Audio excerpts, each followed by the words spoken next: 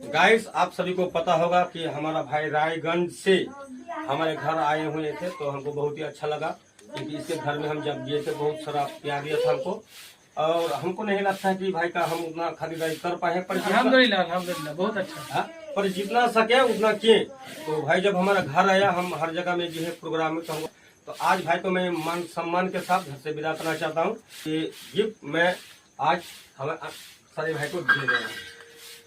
ये हमारे तरफ से हमारे घर आने के लिए, और ये माला भी हम पहनाएंगे क्योंकि भाई जो वीडियो बनाते हैं बहुत अच्छा वीडियो बनता है, हमको अच्छा भी लगता है। इसका खास बात ये है कि गरीब का हेल्प करता है। अगर कोई विकलांग है, अगर कोई मतलब उसका घर में परिवार नहीं है, अगर वो मतलब क्या बोलते हैं उसको, वो क्या बोलता है, मतलब यतीम का ये सहायता करते हैं, इसीलिए हम इसको ज्यादा पसंद करते हैं। और ये भी हम अपने तरफ से।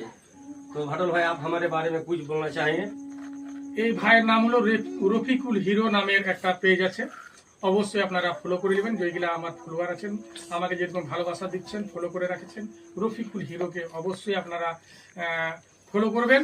ভিডিওটাকে শেয়ার করে অবশ্যই লোককে দেখার সুযোগ করে দেবেন। ওকে, ভিডিওটা আপনার আগে দেখাবো।